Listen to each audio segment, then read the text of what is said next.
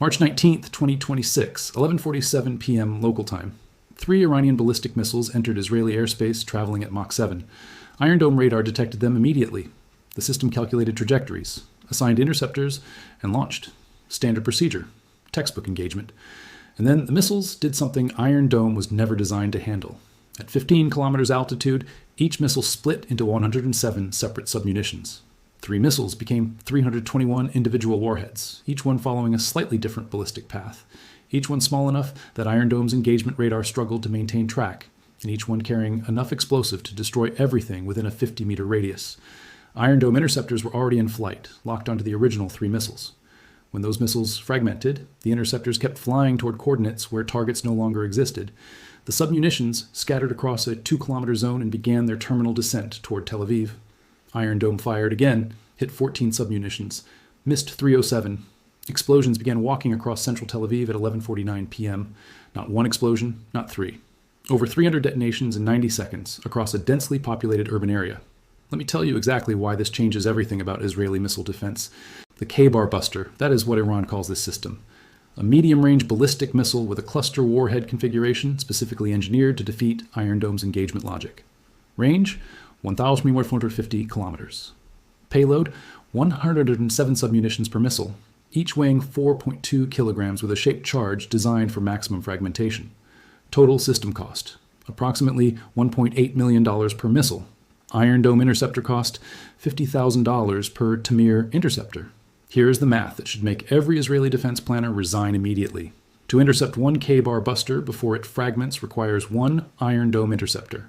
Cost exchange ratio, $50,000 to stop $1.8 million. Defensible.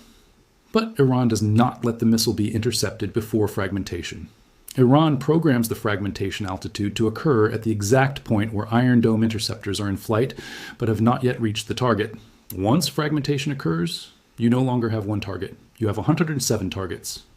To achieve 90% interception rate against 107 submunitions requires approximately 160 interceptors due to missed probability calculations. 160 interceptors at $50,000 each equals $8 million in defensive costs to stop one $1.8 million missile. The attacker is spending $1.8 million. The defender is spending $8 million. And the defender loses economically even when the interception succeeds. That is the scenario when interception works. On March 19th, interception did not work.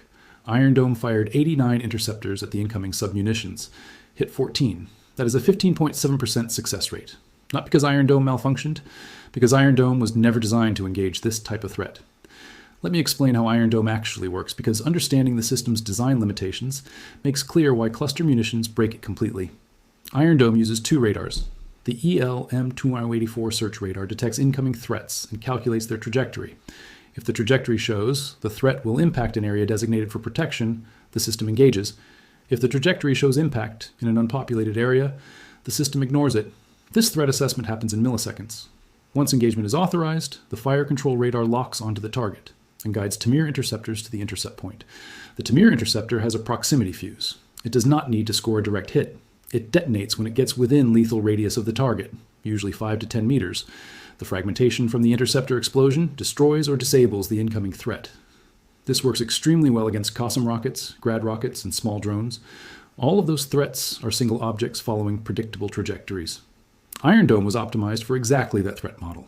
A cluster warhead inverts every assumption Iron Dome relies on. When the K-bar buster fragments at 15 kilometers altitude, Iron Dome's engagement radar suddenly sees 107 new tracks where there was 1 track 0.3 seconds earlier. The system has to reacquire each track, calculate 107 new trajectories, determine which ones are headed for protected areas, assign interceptors to priority targets, and launch. That process takes 4 to 6 seconds. The submunitions are falling at approximately 800 meters per second. In 6 seconds, they drop 4,800 meters. By the time Iron Dome finishes recalculating, the submunitions are at 10 kilometers altitude and accelerating. There's no time for optimal intercept geometry. The interceptors launch in desperation mode, trying to catch targets that are already too close and too fast. The result is what happened in Tel Aviv. 15.7% interception rate. And even that number is misleading because it does not account for submunitions that were headed for unpopulated areas and were never engaged. If you filter for only the submunitions that threatened civilian zones, the actual interception rate drops below 10%. 90% of the warheads that threatened Tel Aviv hit the ground. Some hit buildings, some hit streets, some hit parks. The fragmentation pattern from 307 detonations covered 18 square kilometers of central Tel Aviv. That is an area containing approximately 140,000 residents. The official Israeli statement said the attack caused significant damage to civilian infrastructure and resulted in casualties. That is technically accurate and strategically meaningless. I want you to understand what significant damage actually means. Each submunition carries 4.2 kilograms of high explosive. That is not a large warhead. It is not designed to level buildings. It is designed to create fragmentation that shreds everything within a 50-meter radius. Vehicles, windows, people in the open, anyone near the impact point. The result is not dramatic footage of collapsed structures. The result is streets covered in shrapnel, cars burning, apartment buildings with every window blown out, and casualty counts that climb slowly as rescue teams find bodies in locations that do not look like disaster zones from aerial footage. Media coverage shows fires burning in Tel Aviv. That is real. What media coverage does not show is the distributed damage pattern that makes rescue operations almost impossible to coordinate. Emergency services cannot focus on one impact site. They have to respond to over 300 impact sites simultaneously spread across 18 square kilometers. Ambulances cannot reach hospitals quickly because streets are blocked by debris and abandoned vehicles. Hospitals cannot handle the casualty influx because they are receiving wounded from dozens of separate incidents at the same time. The system overloads, not because any single impact was catastrophic, because 307 impacts happening simultaneously across one city breaks the response infrastructure. Israeli officials have not released casualty figures.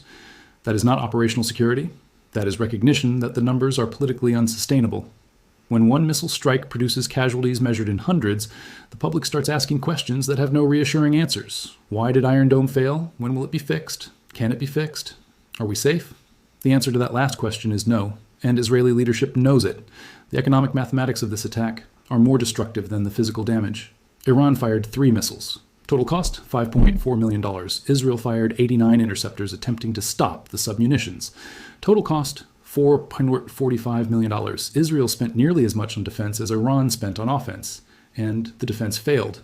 That cost disparity gets worse when you account for the fact that Iron Dome battery deployment is not free. Each battery costs approximately $50 million. Israel operates 10 batteries. That is $500 million in infrastructure that just demonstrated a 15.7% effectiveness rate against cluster munitions. Now calculate the replacement cost for expended interceptors. 89. Tamir interceptors at $50,000 each equals $445 million. Israel's defense industrial base can manufacture approximately 2,000 interceptors per year. That production rate was sufficient when threat volume was rockets from Gaza fired at a rate of 50 to 100 per day. It is not sufficient when a single Iranian missile attack forces Israel to expend 89 interceptors in 90 seconds. At that consumption rate, Israel's entire annual interceptor production gets depleted in 22 attacks. Iran can sustain 22 attacks. The question is whether Israel can sustain the cost of defending against them. Let me show you the manufacturing timeline problem that makes this arithmetic terminal. Tamir interceptors are precision weapons. The seeker, the guidance system, the proximity fuse, all of those components require specialized manufacturing processes and quality control testing that cannot be rushed. Rafael Advanced Defense Systems, the company that manufactures Tamir interceptors, operates production lines designed for steady-state output, not surge capacity.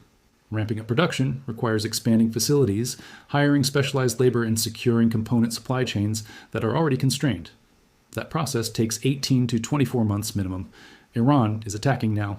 Israel needs interceptors now. The production timeline does not align with the threat timeline. And even if Israel could double production immediately, the cost becomes unsustainable. 4,000 interceptors per year at $50,000 each equals $200 million annually just for replenishment. That is before accounting for the cost of maintaining the battery infrastructure, training operators, and funding the radar networks that make the system functional. Iron Dome was designed to be cost-effective against cheap rockets. It is not cost-effective against cluster munitions that force massive interceptor expenditures while still achieving target penetration. Israel is losing economically even when interceptions succeed. And on March 19th, interceptions did not succeed. The system is burning through interceptors, burning through budget, and failing to protect the population it was built to defend. The psychological impact of this failure is more dangerous than the economic impact.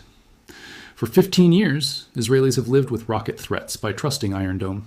When sirens sound, people move to shelters, and they trust that most rockets will be intercepted.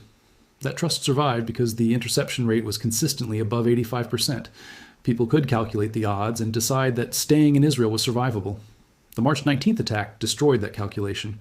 When 90% of incoming submunitions reach their targets, shelters stop being sufficient protection. When explosions are distributed across 18 square kilometers, there is no safe zone to evacuate to. When the warning time between siren and impact is 30 seconds, there is no time to reach shelter anyway.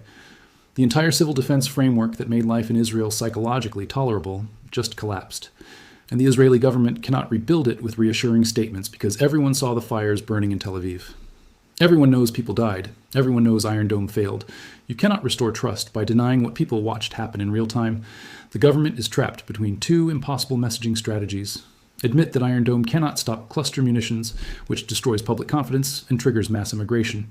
Or claim that Iron Dome remains effective, which is an obvious lie that destroys government credibility. Either choice accelerates the psychological collapse that turns a military setback into a national crisis. Iranian state media is already broadcasting footage of the Tel Aviv fires, with commentary explaining that Israel's vaunted missile defense is a myth. That message is not aimed at Israeli audiences. It is aimed at every country in the region that relies on American-supplied air defense systems. Saudi Arabia operates Patriot batteries. The UAE operates Tha'ad. Kuwait, Qatar, Bahrain, all of them have invested billions in Western air defense technology based on the assumption that these systems provide meaningful protection. Iran just demonstrated that assumption is false. One attack, 3 missiles, 15.7% interception rate. Every Gulf monarchy is watching this and recalculating their security posture. If Iron Dome cannot stop Iranian cluster munitions, can Patriot, can Tha'ad? The technical answer is maybe, depending on engagement geometry and interceptor availability. The strategic answer is that it does not matter because the cost-exchange ratio is unsustainable regardless of which system you deploy. Iran can produce cluster munition missiles faster and cheaper than any defender can produce interceptors. The attacker wins the attrition math. Always. This is the future of missile warfare in the Middle East, not precision strikes against hardened targets. Saturation attacks using cluster munitions designed to overwhelm defenses through volume. And there is no defensive counter that works within economically sustainable parameters. Share this because mainstream media is showing you fires burning in Tel Aviv and calling it a missile attack. They are not showing you the 307 separate impact points that emergency services cannot respond to simultaneously. They are not showing you the interceptor expenditure rate that depletes Israel's defensive stockpile in 22 attacks. They are not explaining why a 15.7% interception rate means Iron Dome is operationally irrelevant against this threat. Both versions are true. Only one version explains why the Israeli defense establishment is in crisis mode right now. The K-bar buster is in Iran's arsenal. The production lines are running, and every missile that launches carries 107 submunitions that Iron Dome was never designed to stop. Tel Aviv is burning, and the fires are not the problem. The problem is the mathematics that says this attack is replicable, scalable, and unstoppable with current defensive technology. The Iron Dome worked yesterday. It does not work today. And there is no system waiting in development that solves the problem Iran just demonstrated exists.